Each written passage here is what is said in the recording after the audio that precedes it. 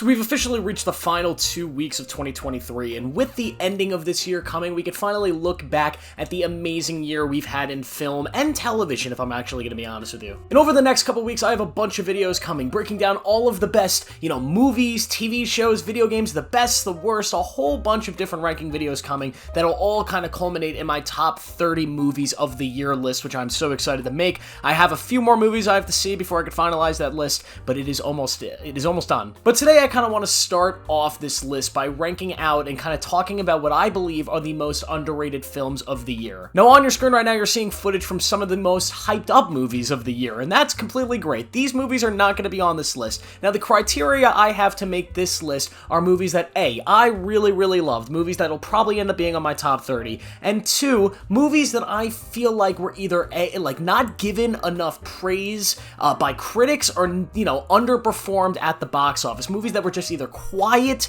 at the box office, just did not get a lot of attention when it comes to money and people actually going to see it, or movies that were devalued by critics in my opinion. But all of these movies I absolutely loved, and I will say I'm not ranking them from best to worst, because there are movies that are going to rank near the bottom of this list that I think are some of the best movies of the year, but I'm going to rank these just based on which ones I think are being the most underrated out of all of them. So you guys know how it works, but please, before I start, make sure to subscribe. I mean, I get a lot of views on this channel, but my subscriber count, it's just kind of like twiddling up. It's not going up too fast. So if you just found this video randomly and you're wondering who this guy is making a video like this, well, guess what? I upload almost every single day, pretty much, and next year is going to be a crazy year for this channel, so I recommend subscribing, turn on notifications now, get on the hype train. All right, let's jump in. First up, we have Passages. Now, Passages is one of the weirder movies I've seen this year. I can understand why it was underrated, because it was a foreign film that kind of came under the radar, and I did see a few of the bigger YouTubers talking about it. I saw Karsten Runquist talking about it, and I think it might be one of his favorite movies, and I've now watched it, and I think it is fantastic, and a movie that I definitely think should be getting more noise around it. The movie as a whole has reviewed extremely well. It's a 94% on Rotten Tomatoes, but if it wasn't for me seeing other YouTubers talking about it, I would have never seen this movie. I think this movie only made like $1 million at the box office. But the film is about this guy, Thomas, who's brilliantly played by this actor, Franz Rogowski, who I've never seen in anything ever before, but he is fantastic. And he plays this filmmaker who's in this relationship with this guy, Martin, but that relationship kind of comes into flux when he meets this woman, and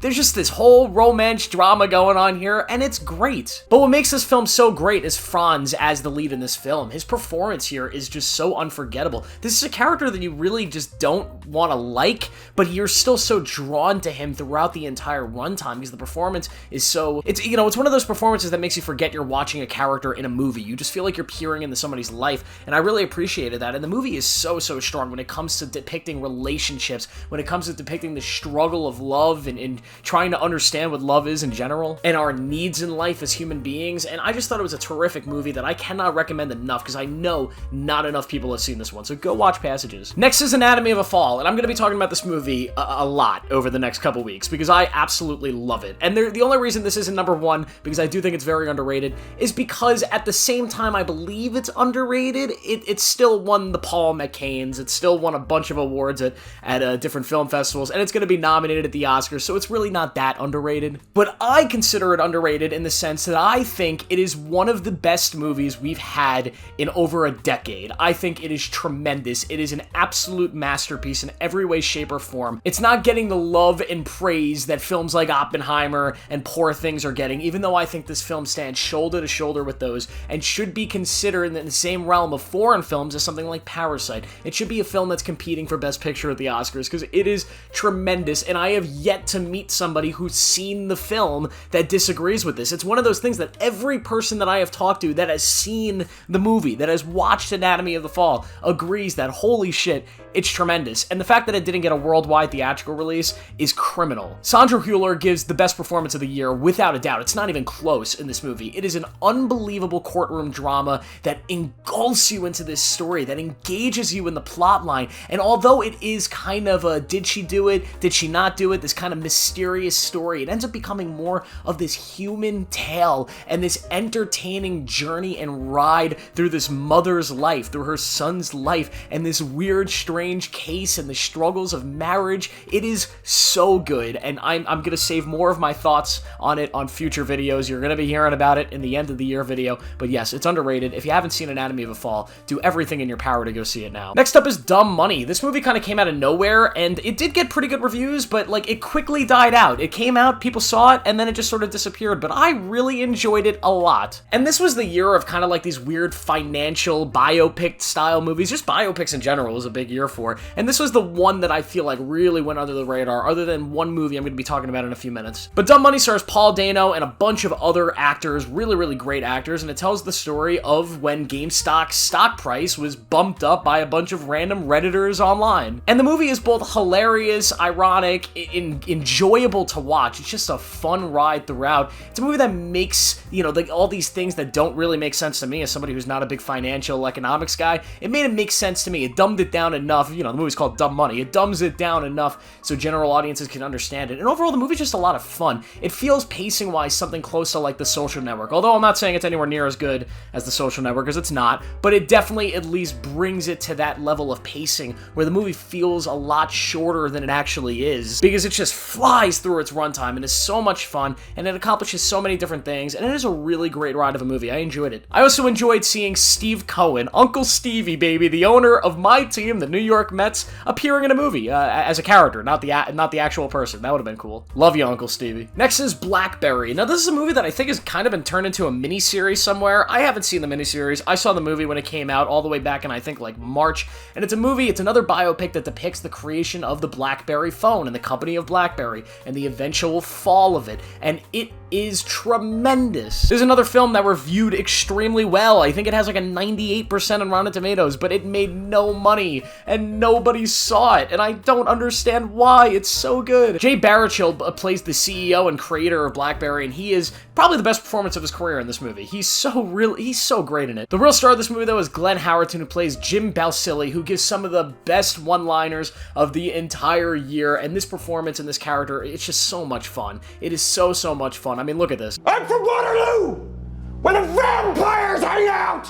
There's so much good stuff in this movie, a lot of really good business stuff. This movie reminded me a lot, and I definitely think it was going for Succession. It wanted to feel like a Succession type, you know, workplace drama, and it definitely accomplishes that, both in its cinematic style, but just the fast-paced wittiness of the dialogue, and how the characters are just, you know, kind of, they are characters. They feel like real people, but they're so over the top that you can't help but laugh at just about every scene, even when it's trying to be serious. This is a movie that I absolutely love. I recommend it. I don't know how the miniseries is. Maybe somebody can comment down below if the miniseries is any good, where they cut it up into, I think, 3 or 4 episodes, but whether or not it's the miniseries or the movie, go watch it. Next is Mission Impossible Dead Reckoning Part 1, and this is another one where it's not really underrated. I mean, the movie made, like, a good amount of money at the box office. It's just that I feel like this film, as good as it is, and the size of the film itself, this should be a movie that people were talking about at the same level of a Top Gun Maverick as an Avatar 2, but I feel like outside of the first week it came out, nobody talks about this and nobody remembers this movie. And part of the reason is because some genius at the Mission Impossible team decided to release this movie 1 week before Barbieheimer.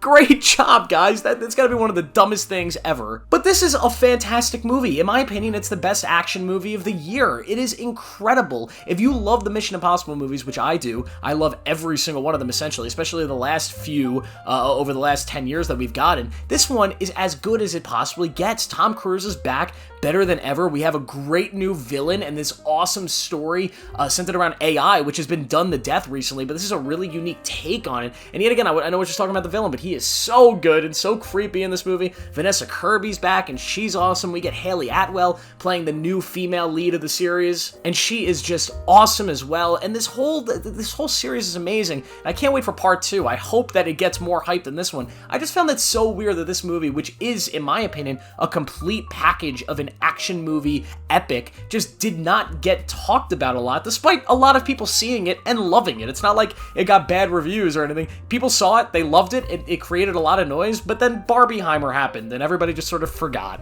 Up next is David Fincher's The Killer, and the reason I consider this one underrated is because a lot of people did not exactly love it. Now, this film did well critically, but it's a movie that I think actually lies at the top of David Fincher's filmography. I think it's top 4 in his filmography. I think it is a phenomenal movie. It dropped on Netflix. It didn't get a theatrical release because Netflix are a bunch of assholes. But this is a movie that I feel like went underappreciated. I think people underappreciated the value of having David Fincher, one of the greatest filmmakers breathing right now, having him release a brand new film like this, and I just think it went way too under the radar, and I kind of blame it on Netflix for under-marketing the movie, for under-pushing and undervaluing the movie. I blame it on them because they suck. They just suck, and Netflix is part of the reason the film industry is sort of crawling right now when it could be sprinting, because Netflix is just sucking the life out of stuff like this. You have David Fincher making The Killer, a movie that I think is amazing, and a lot of people thought was amazing. They barely marketed it. The day the movie came out, it wasn't even on the front page of Netflix. You didn't give it a theatrical cut, a theatrical release, and I think that is absolutely disgusting.